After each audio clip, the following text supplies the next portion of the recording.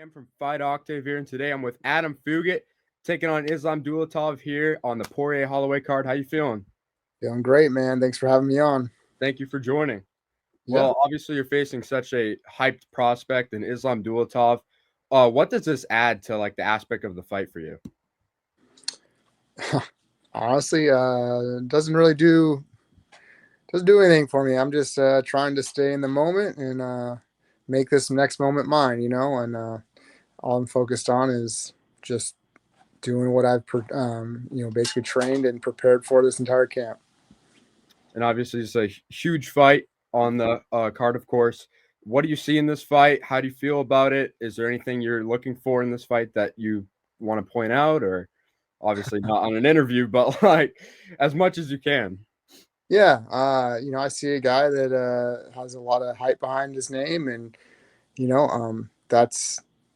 that's great. That's there for the taking. Again, I got to go in there and do the things that I've been preparing for. And, he's very heavy handed, blitzy style striker. And, he likes basically all three levels. He's going to throw stuff up top and at the legs. So you got to be prepared for all that. But, I'm sure all of his past opponents had the same game plan of trying to go in there and test his cardio and his wrestling. And I'm just the new one in front of him. So, and he's just the new guy in front of me that thinks they can walk through me and knock me out. So here we go. Let's see see who's standing at the end.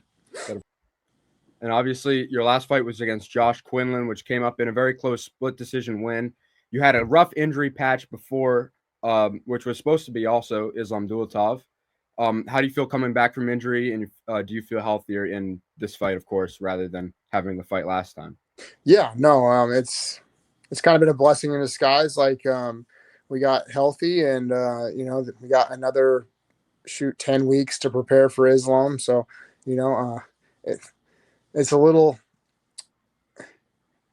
bit of a long camp, I guess you can say, preparing for one person for this long. I've never had that, so it's been different. I'm definitely trying to battle that those intrusive thoughts of, oh man, I'm just running my head into this brick wall every day. But like I said, it's a blessing in disguise. It's giving me more time to prepare and get things in order.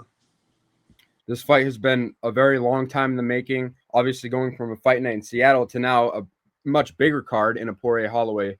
Um, what does that add to the aspect of the fight for you? It's history, right? Because it's Poirier's last fight. He's retiring after this, so it's going to be inked in there with a little bit of history. So I'm excited for that. Of course.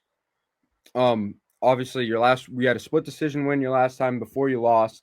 Now you're looking to make a big statement in this fight with another big win over a prospect who's pretty well known.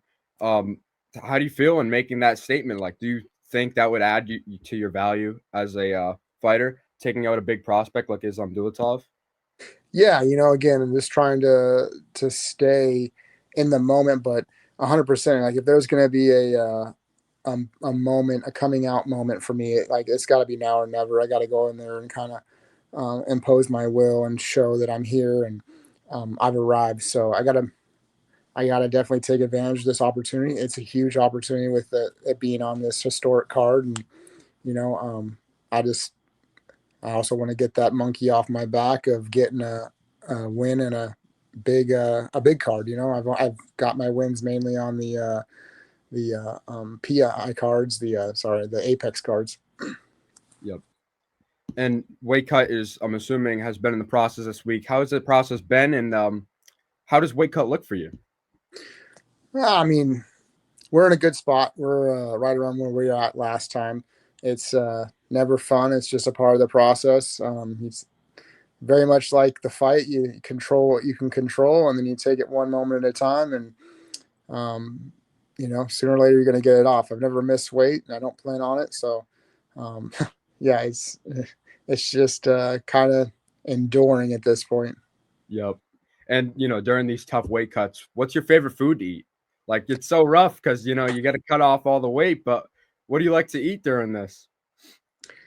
After I weigh in, or are we talking right now? Before, right now, what are you eating right Oh, now? I get to have a little bit of salmon before I end up throwing on some TV and going to bed. Nice. What do you eat after? Afterwards, oh man, it's a toss up. You know, I like a good steak, but I also like some pasta. So if I can get a combination of the two, that would be great. That's awesome. But Pasta sounds good after that. yeah, really, it comes down to all the getting the fluids back in you. That's where it comes in. You're more, you're looking forward to those salty fluids coming in. So Yep. And this is a big pay-per-view card. I'm sure the festivities have been fun. What's been your favorite thing so far this week? oh shoot, honestly,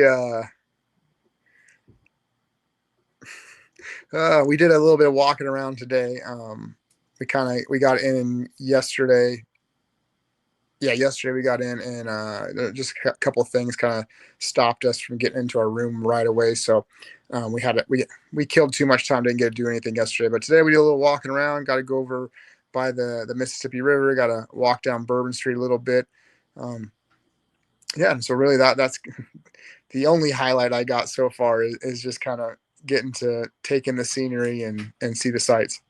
Yep. How during obviously the ceremonial weigh-ins, does that hype you up a bit seeing the fans in the crowd going up there? Like how does that feel when you get up there? Oh yeah, man, it's an adrenaline rush like no other. I can't deny that. Again, I try to stay, moment to moment and reset myself. Try not to get too, go to one way or the other. I try to stay an even keel in the middle. But yeah, no, it's a action packed moment. It's a rush. And obviously this fight's in New Orleans. You've come a little bit of a ways. Does that feel like does the time difference ever affect you when you're there, or did you just catch on pretty quickly? No, it's only I've been down in Arizona for a good while, so it's only like a 2 hour time difference. It seems like my body's already adjusted. We're already ready to go. That's good. That's good to hear. And you're at a good gym. You got a lot of good fighters at your gym. Who did you bring for this big fight here? I got my guy Alexander Ines out here. He's helped me with the camp.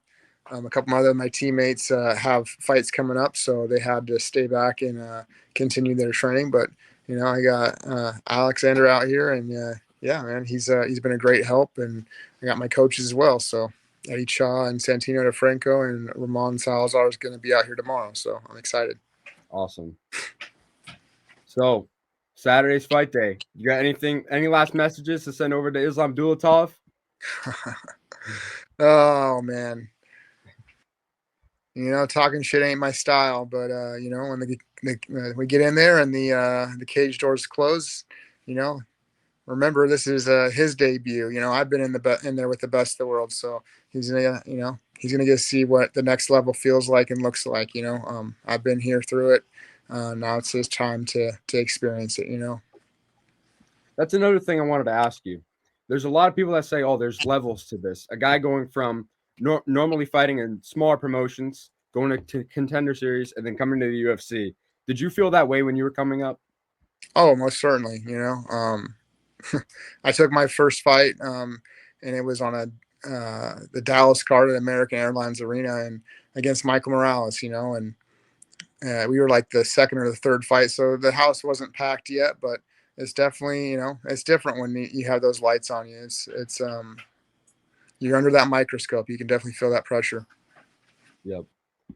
Well, I want to thank you for joining the show. Awesome interview. Make sure you guys check it out. Holloway Poirier, Adam Fugitt taking on Islam Dulatov. Thanks for having me on, man. For joining.